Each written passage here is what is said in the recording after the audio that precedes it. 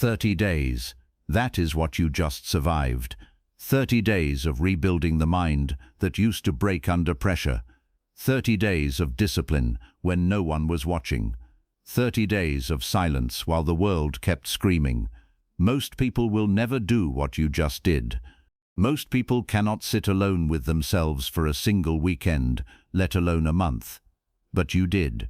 And now something has shifted. The man in the mirror is not the same.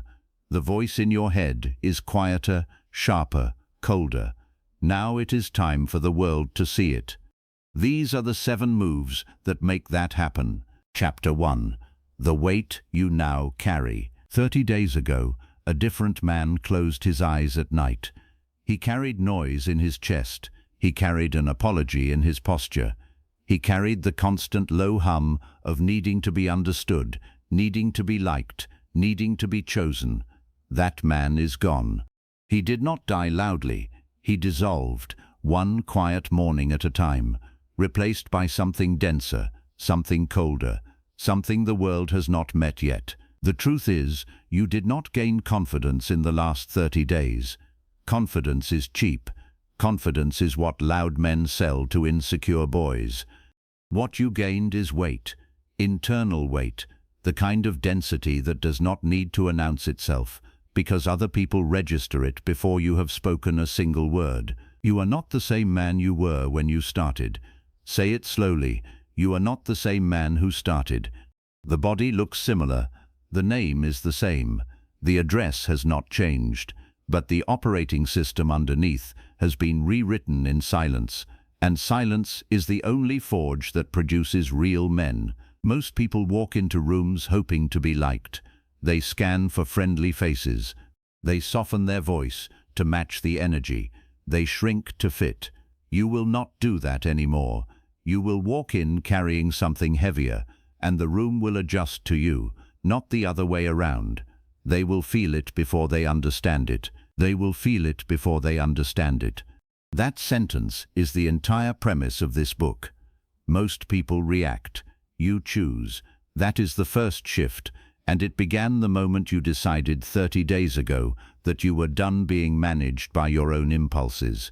Every craving you refused, every morning you got up when the bed begged you to stay, every conversation you walked away from instead of winning, every scroll you closed, every word you swallowed that did not need to be said, all of it deposited weight into the man you now are. The truth is, respect is not a transaction. It is a recognition. People do not give respect to those who ask for it. They give it, almost involuntarily, to those who already carry it inside themselves. That is why loud men beg for it, and quiet men receive it. The loud man is performing a presence. The quiet man is present. This is where most people stop.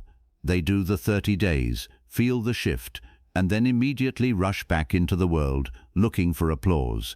They want someone to notice. They want a reward. They want the old crowd to validate the new man. And the moment they reach for that validation, the weight evaporates. The new man dies in his first week, killed by his own need to be seen. You will not do that. You will carry the weight in silence for as long as it takes. You will let the world come to you. You will not explain the change. You will not narrate the transformation. You will not post about it, talk about it, or hint at it. You will simply walk differently, speak differently, and decide differently, and let them figure it out on their own. The truth is, the people closest to you will notice last. That is normal. They have a mental file of who you were, and the file resists updating. Strangers will feel it first. Strangers do not have the old version of you to compare against. They will meet only the new man and treat him accordingly. Watch for it. It is the first proof. Most people react. You choose. You choose to keep the weight. You choose to keep the silence. You choose to let the new identity settle into your bones before you spend it on cheap interactions. You spent 30 days rebuilding the man. Now you must learn how to walk into rooms like him. The first move is not what you say. It is not what you do. It is what you refuse to do the moment you cross the threshold. Chapter 2. Presence is a weapon. A man walks into a room. He says nothing. He sits down. He does not check his phone. He does not scan for approval. He does not adjust his posture to match anyone else's energy. Within 90 seconds, the conversational center of the room has shifted toward him, and not a single person can explain why. That is presence. That is the first power move, and it is the one that makes every other move possible. The truth is, presence is not charisma. Charisma is a performance. Charisma needs an audience, a stage, a punchline. Presence needs nothing. Presence is what is left when you remove every nervous habit, every filler word, every twitch of approval-seeking, every micro-apology embedded in your body language. Strip all of that away, and what remains is a man the room cannot ignore. Most people leak. They leak energy through their eyes as they dart around the room. They leak through their hands as they tap, fidget, and reach for the phone. They leak through their voice, rushing to fill the silence before silence becomes uncomfortable. They leak through their posture, collapsing inward whenever attention lands on them. By the time they have been in the room for 2 minutes, they have given away every ounce of internal pressure they walked in with. You will not leak. You will hold. Stillness is the loudest thing in the room. Stillness is the loudest thing in the room. Repeat it until your nervous system believes it. The man who can sit without fidgeting, stand without shifting, listen without interrupting, and wait without flinching, owns the room by default, not because he conquered it, because everyone else surrendered it through their own restlessness. Most people react. You choose. When the silence stretches, most people fill it. You let it breathe. When someone tells a joke, most people laugh on cue. You smile only when something is actually funny. When eyes land on you, most people perform. You simply remain. Every small refusal to leak is a deposit into the bank of presence. The truth is, your body is broadcasting before your mouth opens. Every human in that room is reading you in the first 3 seconds, and the reading is mostly unconscious. They are not analyzing your words. They are scanning your stillness, your breath, your jaw, your shoulders, your eyes. If any of those signals shake, you have already told them you can be moved. If all of them hold, you have already told them you cannot. Stillness feels strange at first. You will want to fidget. You will want to laugh nervously. You will want to over-explain, over-smile, and over-agree.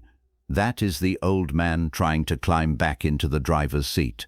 Do not let him. Sit with the discomfort of being seen without performing. Sit with the awkwardness of silence you refuse to fill. Sit with the heat of attention you refuse to deflect. This is where most people stop. Stillness feels boring. Stillness feels like nothing is happening. Stillness makes it feel like you are missing your chance to impress. So they move, they talk, they joke, they scroll. They do anything except simply exist in the room with full weight. And in doing so, they hand the room to whoever is willing to remain. You will remain. You will breathe slowly. You will let your shoulders drop, not in defeat, but in ownership. You will let your face go neutral. You will let your eyes settle, not search. You will let your hands rest, not roam. And the room will feel it, even if no one names it. The truth is, presence is not something you turn on for important moments. Presence is a default setting you build through thousands of small refusals. Refusing to check the phone in the elevator, refusing to fill the silence at dinner, refusing to laugh at what is not funny, refusing to nod at what you do not agree with. Each refusal trains the nervous system to hold instead of leak. Most people react. You choose. You choose stillness over noise. You choose weight over performance. You choose the slow breath over the rushed word. And the room reorganizes itself around the only fixed point in it, which is you. You have learned to enter the room and hold it without speaking. But presence alone is not enough. The world will eventually ask you to move, to answer, to commit. And when it does, the speed of your decision will tell them everything. Chapter 3. Decide before they ask. A decision made in 3 seconds carries more weight than a decision made in 3 days. Not because speed is always right, because speed reveals what is already settled inside the man. The hesitant man is not thinking. He is searching, hoping, calculating which answer will keep everyone comfortable. The decided man is not thinking either. He is reporting a verdict reached long before the question arose. The truth is, decisiveness is the second power move, and it is the one that separates men who are followed from men who are managed. Every room contains both. The following man speaks once, and the room adjusts. The managed man speaks 5 times, and the room negotiates with him. The difference is not intelligence. The difference is internal verdict speed. Hesitation is a frequency. Predators hear it. Not just the obvious predators, the manipulators and the takers, but the everyday ones too. The colleague who slowly absorbs your authority. The relative who slowly redraws your boundaries. The partner who slowly tests how much you will tolerate. They are not evil. They are simply responsive to the signal. And hesitation is the signal that says, this man can be moved. A decided man cannot be negotiated with. A decided man cannot be negotiated with. Burn that into your chest. It does not mean he is rigid. It does not mean he refuses input. It means his center of gravity is internal, not external. He listens, he weighs, and then he decides. And once he decides, the conversation is over. Not because he ended it, but because there is nothing left to push against. Most people react. You choose. The reactive man waits for the situation to demand an answer, then scrambles to produce one that minimizes damage. The chosen man has already decided his values, his standards, his lines, his direction, long before any specific situation arrives. So when the moment comes, he is not deciding, he is recognizing. The truth is, indecision is not humility. We were taught that taking time means being thoughtful, that delaying means being mature. Sometimes it does. Most of the time it is fear wearing the costume of wisdom, fear of being wrong, fear of disappointing someone, fear of closing a door, fear of being responsible for the outcome. Real thoughtfulness arrives at a verdict. Fear just keeps the question open forever. You will train decision speed the same way you train discipline. Small reps. What do you want to eat? Decide in 3 seconds. Where do you want to go? Decide in 3 seconds. What is your answer to this small request? Decide in 3 seconds. Stop outsourcing micro decisions to the people around you. Every time you say, I do not mind, you are not being easygoing. You are leaking authority. This is where most people stop. They confuse decisiveness with arrogance, and they would rather be liked than clear. So they hedge, they soften, they add maybe, possibly, I think, kind of, sort of, in case, just to be safe. Every qualifier is a small surrender of frame. By the end of a single sentence, they have given away everything. You will speak in clean lines. I will not. Yes, no, I have decided. That is my answer. No softeners, no insurance, no emotional cushions to protect the listener from your clarity. Let them adjust. They will. They always do. The truth is, people are not actually upset when you decide. They are upset when you decide differently from what they wanted. That is their problem to manage, not yours to prevent. The decided man lets people be disappointed in him without collapsing. That is the cost of admission for the level you are walking into. Most people react. You choose. You choose your standards before the situation arrives. You choose your answer before the question is asked. You choose the man you are before the room demands proof. And when the moment comes, you do not perform decisiveness. You simply express what was already true inside you. You have learned to hold the room without speaking and to answer it without flinching. But there is something even quieter, even more powerful than a fast decision. It is the line the world cannot cross, the line you do not even have to defend. Chapter 4. The line they cannot cross. A wolf does not post a sign that says, "Do not approach." A wolf simply is what it is, and every creature in the forest already knows. The boundary is not declared. The boundary is embodied. That is the difference between a man who has boundaries and a man who announces them. One is respected, the other is tested constantly, because his line is made of words, and words can be debated. The truth is, boundaries are the third power move, and they are the most misunderstood. Most men think boundaries are confrontations. They think boundaries are dramatic conversations, raised voices, ultimatums, and declarations. So they avoid boundaries entirely because they hate confrontation, and the people around them quietly take more and more and more. Real boundaries are quiet. Real boundaries are calm. Real boundaries are absolute. The man with real boundaries does not threaten consequences. He simply enacts them, once, without explanation, and the lesson is permanent. He does not yell at the friend who crossed the line. He just stops returning the calls. He does not argue with the colleague who took credit. He just stops feeding that person information. He does not lecture the partner who disrespected him. He just becomes unavailable, calmly, indefinitely, until the behavior changes or the relationship ends.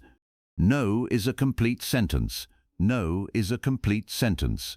Write it on the wall of your mind. Most men cannot say no without attaching 3 paragraphs of apology, explanation, and emotional cushioning.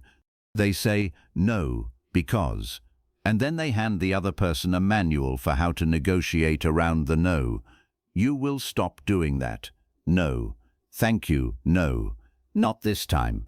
That is the entire sentence. The silence after is not awkward. The silence is the boundary.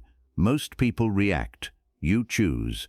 The reactive man sets boundaries only after he has been hurt, only after the resentment has built for months, only after the explosion is unavoidable. The chosen man sets boundaries before the wound exists, because his standards are already clear inside him. He is not protecting himself from people. He is filtering people through who he is. The truth is, every boundary you fail to hold is an invitation to be tested again. People are not trying to be cruel. They are trying to learn the shape of you. If your shape shifts every time they push, they will keep pushing, not out of malice, but out of confusion. They are looking for the wall. Give it to them once, calmly and clearly, and they will stop pushing. Refuse to give it, and they will push forever. This is where most people stop. They want to be liked more than they want to be respected, so they tolerate the small disrespect, the casual interruption, the borrowed thing not returned, the joke at their expense, the favor that became an expectation. Each tolerated micro-violation is a brick removed from the wall of who you are. After enough bricks, there is no wall. There is just a man wondering why no one takes him seriously. You will hold the line in small moments first. The friend who is always late. Tell him once, calmly. If he does it again, leave without him. Do not lecture, just leave. The colleague who interrupts. Stop, wait, continue your sentence from where you were cut off, as if the interruption did not exist. The relative who makes the sharp comment. Do not laugh, do not flinch. Just hold eye contact in silence for 3 seconds and move on. Each small enactment teaches the world the new geometry of you. The truth is, the people who respect you will adjust quickly. The people who do not respect you will reveal themselves through their resistance. Both outcomes are gifts. You are not losing anyone you were supposed to keep. You are finally seeing who they actually were. This is where most people stop, because real boundaries cost relationships. Some people in your life are only there because you have node. Remove the permission, and they remove themselves. Let them. The space they leave behind is not lost. There is room for what belongs. Most people react. You choose. You choose the line before it is crossed. You choose the consequence before it is needed. You choose the man you are, and you let the world rearrange itself around that choice. You have learned to enter, to decide, and to hold the line. But there is one more silent signal that runs underneath all three, a signal that either confirms your weight or betrays it in a single second. Chapter 5. The Eyes That Do Not Flinch. Two men stand across from each other. Neither has spoken. Within 4 seconds, one of them has already lost, and he does not yet know it. He lost because his eyes moved first. They dropped to the floor, flicked to the side, scanned the room for an exit, an ally, a distraction. The other man simply held, steady, soft, unmoving. That 4-second exchange decided the entire dynamic, and every conversation that followed was just a formality. The truth is, eye contact is the fourth power move, and it is the cheapest, fastest, most underused signal of internal authority in the human arsenal. Every other move requires time, repetition, and conditioning. The eyes require only the willingness not to look away. That is it. And yet most men cannot do it, because somewhere in their past they learnt that holding a gaze was dangerous, rude, or arrogant. They were trained to look down. You will unlearn it. The unflinching eye tells the truth. The mouth never has to. The unflinching eye tells the truth. The mouth never has to. When you hold a man's gaze without aggression and without flinch, you are communicating something his conscious mind cannot argue with. You are saying, I am here. I have nothing to hide. I have nothing to prove. I am not afraid of what passes between us in this silence. No spoken sentence can compete with that signal. Most people react. You choose. The reactive man's eyes are managed by his nervous system. They dart toward whatever feels safer. They drop when someone important enters. They scatter when a hard question is asked. The chosen man's eyes are managed by him. They land where he places them. They stay as long as he decides. They leave when he chooses, not when the discomfort demands it. The truth is, there is a precise distinction between holding a gaze and staring. Staring is hard, narrow, and aggressive. It is performance. It is trying to dominate. Holding is soft, wide, settled. It is not performance. It is just a refusal to retreat. Imagine you are looking through the person, not at them. Imagine your eyes are warm, not weaponized. Imagine you are simply present with whoever is in front of you, without needing the moment to be anything other than what it is. You will train this slowly. Start with the cashier. Most men look at their wallet, the screen, the floor, anywhere except the eyes of the person handing them their change. Look up, soft eyes. Thank you. Hold for 1 extra second, then move on. Do it with the barista, the waiter, the doorman, the colleague in the elevator. Small reps. Each one rewires the reflex that has been telling you to look down for years. This is where most people stop. The first time you hold a gaze longer than you used to, your body will scream that something is wrong. The heat will rise in your face. The urge to break contact will be enormous. You will feel exposed, naked, almost humiliated. Push through it. The discomfort is not a warning. It is the muscle being built. 3 seconds become 5. 5 becomes 10. Eventually, you no longer count. You just are. The truth is, the people around you have been engaged in a silent war of avoided eyes their entire lives. They flinch from cashiers. They flinch from strangers. They flinch from anyone who carries more weight than they do.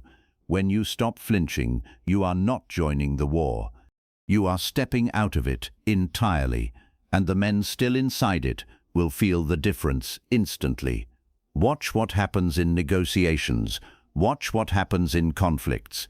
Watch what happens when someone tries to test you, lie to you, or manipulate you. The unflinching eye breaks the script. Manipulators rely on your discomfort to push their move through.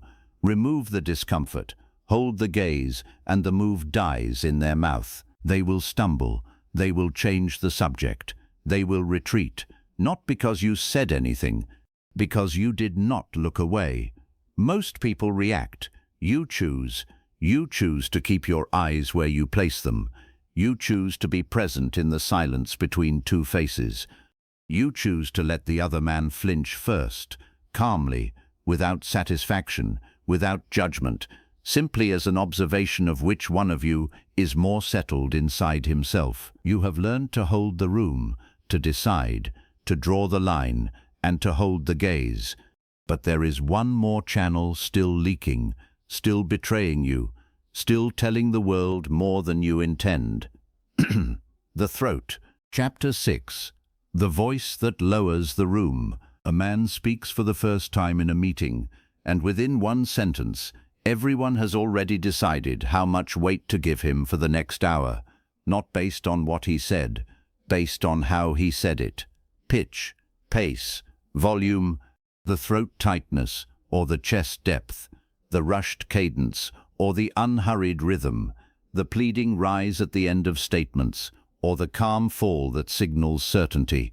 The voice arrived before the words, and the verdict was already in. The truth is, voice control is the fifth power move, and it is the one most men have never even noticed they are losing. They obsess over what to say. They never train how to say it. So they speak from the throat, fast and high, words tumbling on top of each other, pitch rising at the end of every sentence, as if begging the listener for permission to have spoken at all. The content might be brilliant.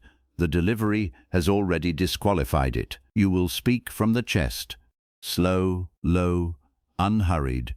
Drop your voice half a step lower than feels natural. That is where it actually lives, underneath the tension you have been carrying in your throat for years. Breathe before you speak. Let the breath fall into your stomach, not your shoulders. Then let the words come out riding on that breath, not chasing it. Silence between your words is louder than the words themselves. Silence between your words is louder than the words themselves. Most men are terrified of the pause. They think the pause means they have forgotten what to say, that the audience will lose interest, that someone else will jump in. So they pack their sentences with filler. Basically, literally, kind of. Each filler is a small leak.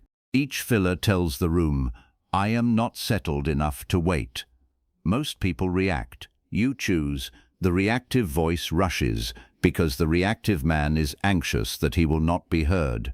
The chosen voice waits, because the chosen man knows he will be heard whenever he decides to speak. He does not compete for airtime.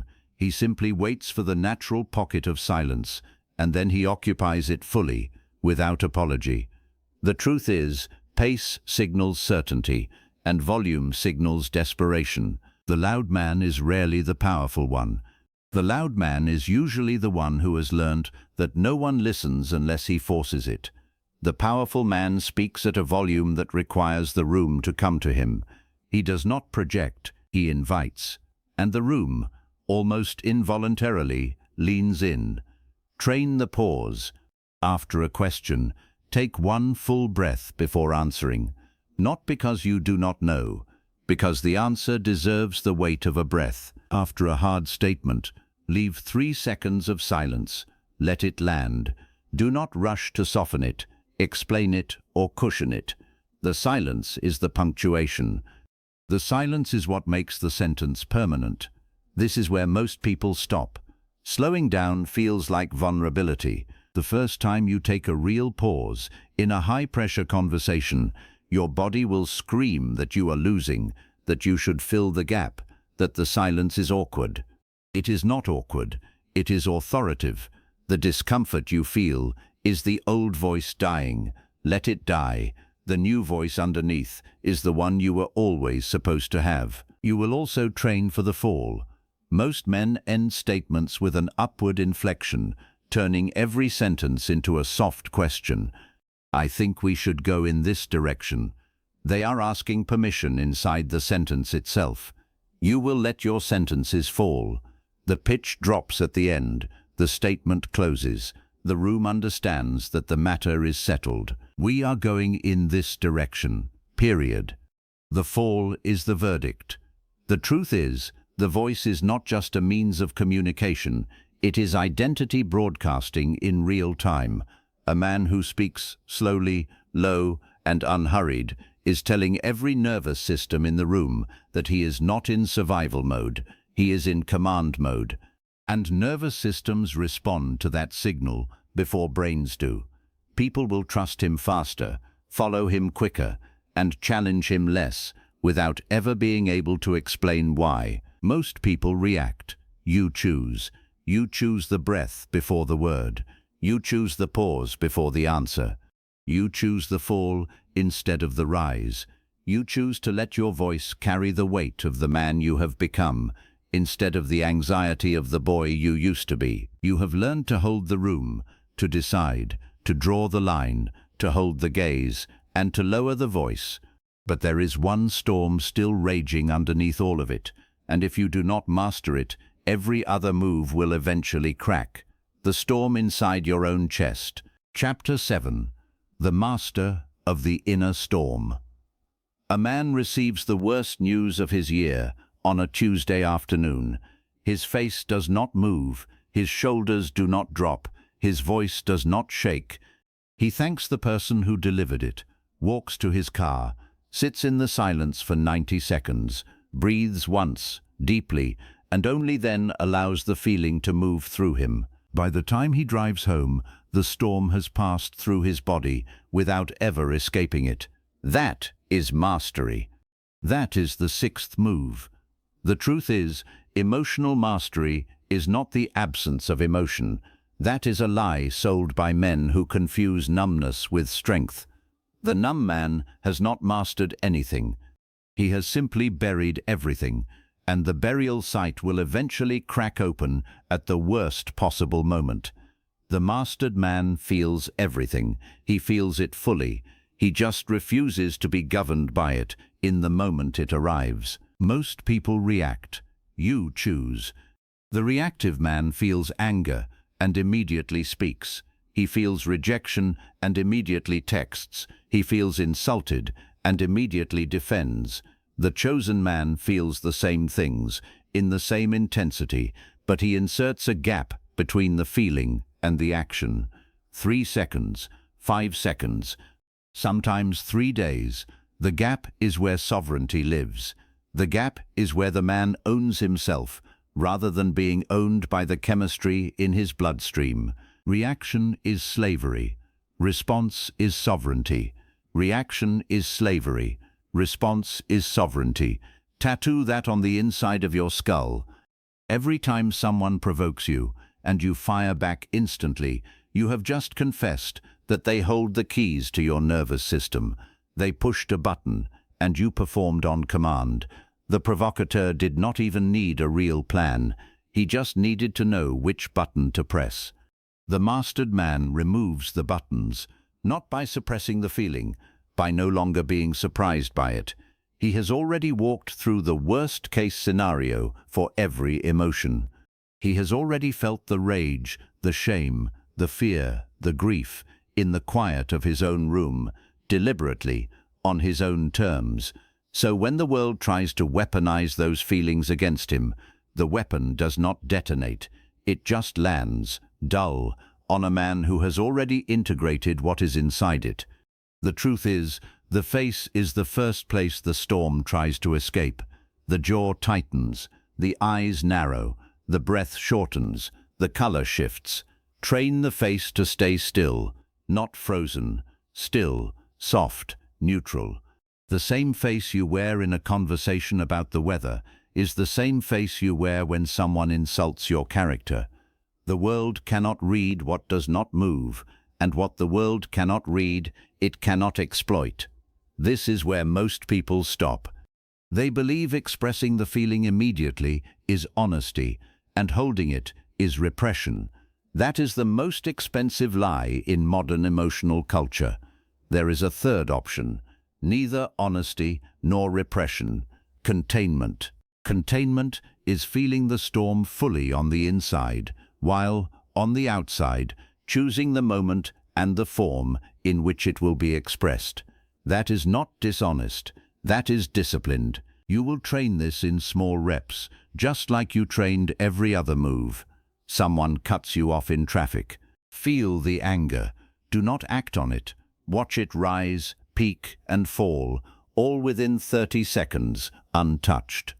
Someone makes a sharp comment at dinner. Feel the heat. Do not respond in kind. Hold eye contact, finish your bite, and let the silence speak. Each small rep teaches the nervous system that the feeling does not need to become a behavior. The truth is, the man who cannot be provoked cannot be controlled. Manipulators, narcissists, energy vampires, all of them rely on triggering you into a reactive state, because in that state you are predictable, exploitable, and easy to move. Remove the trigger response, and you remove their entire toolkit. They will escalate at first. They will try harder.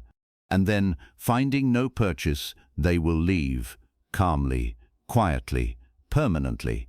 Most people react. You choose. You choose the breath before the response. You choose the gap before the action. You choose to feel everything fully and act on almost none of it in real time. You let the storm move through you. You do not let it move you. You have built presence, decision, boundaries, gaze, voice, and inner stillness. But there is one final move, the move that turns all the others into a frequency the world cannot ignore. The move that decides how often, how freely, and how cheaply you give yourself away. Chapter 8. The Scarcity Frame. A rare currency is hoarded. A common currency is spent without thought. The same law applies to men. The man who is everywhere, always available, always responding, always saying yes, always offering his time and attention without friction, is a common currency. He is spent without thought. The man who is selective, slow to respond, hard to access, and generous only with what he has chosen to be generous about, is a rare commodity. He is hoarded. He is pursued. He is respected. The truth is, the scarcity mindset is the seventh power move, and it is the move that ties all the others together into a frequency the world can finally no longer ignore. Presence, decision, boundaries, gaze, voice, emotion, all of it gets amplified or diluted by one final variable, which is how much of yourself you actually give away. Most men give themselves away constantly, cheaply, to anyone who asks. You will not. What is rare is respected. What is constant is forgotten. What is rare is respected. What is constant is forgotten. The man who is always available is structurally invisible. He is the wallpaper of everyone else's life. He has trained the people around him that his time costs nothing, his attention is free, and his approval is automatic. Of course, they do not respect it. It has no price. Most people react. You choose. The reactive man answers the text immediately because the phone's buzz triggers a response. The chosen man sees the text, registers it, and decides when, how, and whether to respond. Not as a manipulation, as a baseline of self-ownership. His time is not a public utility. His attention is not a service. His presence is not a vending machine. The truth is, most men are abundant with themselves and scarce with their standards. They give endlessly. They tolerate widely. They forgive quickly. And they wonder why no one values what they offer. You will reverse it. You will be scarce with yourself and abundant with your standards. You will give less, but what you give will mean something. You will tolerate less, but what you do accept will be at a higher level. You will forgive carefully because forgiveness given too easily teaches people that the violation was acceptable. This is where most people stop. Withholding feels cruel. They were taught that being generous with their time, energy, and approval is what makes them a good man. So they say yes when they mean no. They show up when they want to stay home. They reply when they want silence. And every one of those misaligned yeses is a deposit into the bank of being taken for granted. You will say no more often. You will reply more slowly. You will leave gatherings earlier. You will skip events you do not want to attend. You will stop explaining your unavailability. You will stop apologizing for protecting your time. The world will adjust faster than you expect. The people who valued you only because you were available will quietly fall away. The people who value who you actually are will remain, and they will value you more, because what they receive from you is now intentional, not automatic. The truth is, scarcity is not about playing games. It is not about being aloof for the performance of being aloof. It is about alignment. Your time, your attention, your energy, your presence. These are finite resources, and they should flow toward what you have actually chosen, not toward whoever happens to be asking loudest. Scarcity is just honesty about your own limits. Train it in small reps. Do not reply to every message within 5 minutes. Some can wait 3 hours. Some can wait a day. Do not say yes to every invitation in the moment. Take a breath. Check whether yes is an alignment or a reflex. Do not give your opinion every time someone asks.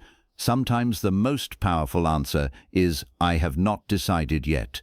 Each small withholding is a deposit into your rarity. This is where most people stop, because withholding triggers guilt. The old voice will tell you that you are being rude, distant, and cold. You are not. You are being calibrated. There is a difference between coldness and selectivity. Coldness is the absence of warmth. Selectivity is warmth directed only where it actually belongs. Most people react. You choose. You choose where your time goes.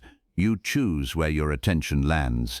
You choose who receives your full presence and who receives only a polite acknowledgement. You stop chasing.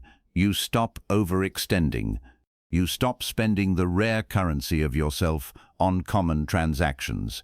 And the world, slowly at first and then all at once, begins to pursue what it can no longer take for granted. You have learned all 7 moves: presence, decision, boundary, gaze, voice, emotion, scarcity.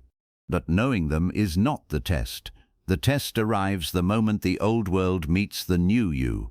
Chapter 9. When the world tests the new you. A man rebuilds himself in silence for 30 days. He learns the 7 moves. He walks back into his old life, expecting recognition, or at least neutrality.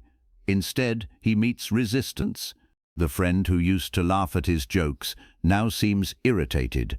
The relative who used to control the conversation now seems hostile. The partner who used to lean on him now seems threatened. He has not done anything wrong. He has simply stopped being the version of himself that everyone else had organized their lives around. And now the system is pushing back. The truth is, every transformation triggers a test, and the test does not come from strangers. It comes from the people closest to you. They are not evil. They are not jealous, mostly. They are disoriented. The man they knew has been quietly replaced by a man they do not recognize, and human beings instinctively try to restore the old pattern. They will poke, they will provoke, they will tease, they will feel guilty. They will frame your new behavior as arrogance, coldness, distance, or betrayal. None of it is true. All of it is predictable. The test is the proof, not the punishment. The test is the proof, not the punishment. Burn that line into your spine. The resistance you are feeling is not evidence that you are doing something wrong. It is evidence that the change is real enough to be felt by others. If no one was pushing back, The change had not happened yet. The pushback is the confirmation. Most people react. You choose. The reactive man, the moment he feels resistance from his old world, panics. He interprets the discomfort as a sign that he should soften, retreat, apologize, and return to the old self that everyone was comfortable with. He collapses back, often within 2 weeks, sometimes within 2 days, and he tells himself it was for the sake of the relationships. It was not. It was for the sake of his own discomfort with being seen as different. The chosen man interprets the same resistance differently. He sees the friend's irritation and thinks, the new frequency is registering. He sees the relative's hostility and thinks, the old control has lost its grip. He sees the partner's discomfort and thinks that the dynamic is rebalancing. He does not collapse. He does not soften the new self to soothe their disorientation. He holds, calmly, while they adjust. The truth is, most people collapse back into the old self within 2 weeks of becoming new. They underestimate how much social pressure is working against the change. They thought the hard part was the 30 days. The hard part is actually the 30 days that follow, the 30 days of holding the new identity, while the entire surrounding ecosystem tries to drag you back into the previous one. You will not collapse. You will hold. When a friend tests you with a comment designed to provoke the old reaction, you will not perform it. You will hold the gaze. You will speak slowly and low. You will not defend. You will not explain. You will simply remain the new man and let the test pass through unanswered.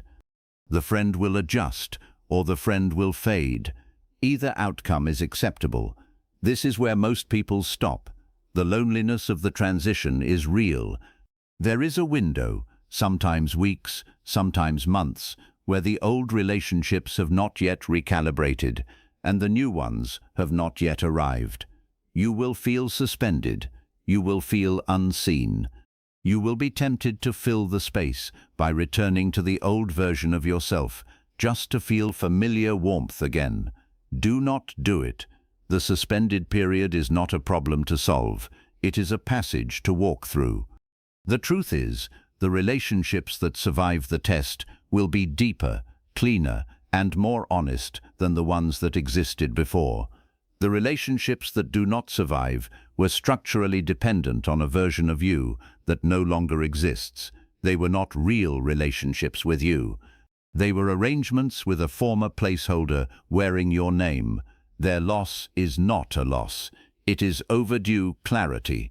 You will also notice new people beginning to appear, people who were always there in your field of vision, but who never engaged you before. They are responding to the new frequency. They could not connect to the old version because it was tuned to a different signal. The new version is audible to them, and they will naturally move toward it. Let them. The composition of your life is upgrading itself. Most people react. You choose. You choose to interpret resistance as confirmation. You choose to hold the new identity through the social earthquake that always follows transformation.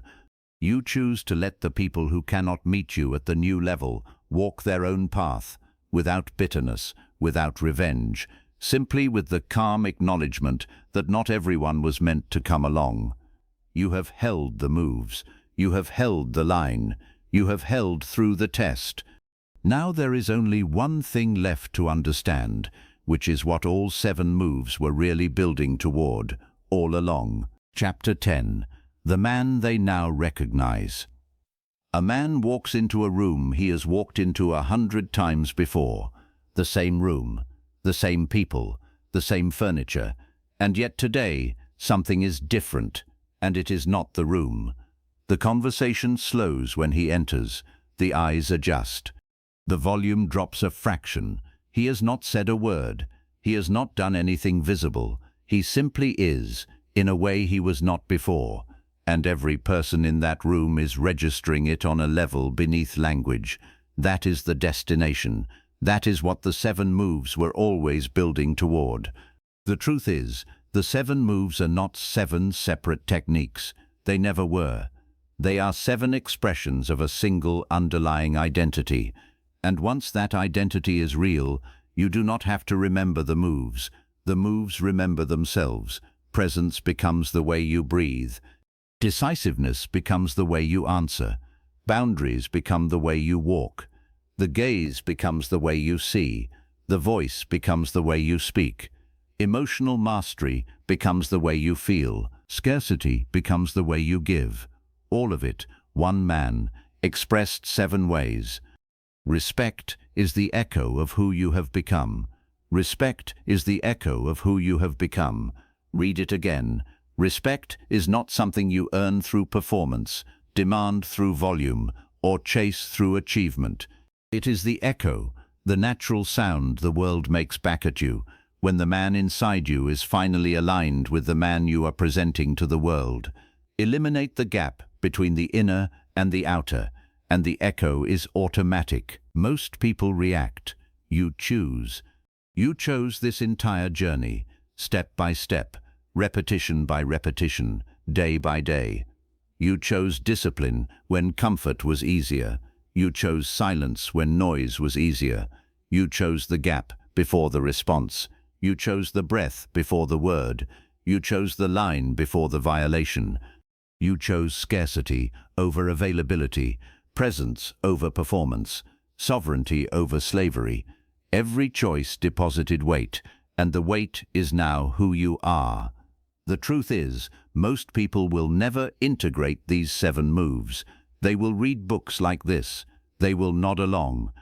They will feel briefly inspired, and then they will return to the same patterns, the same reactions, the same leaking presence, the same throat-tight voice, the same need to be liked, the same fear of the unflinching gaze.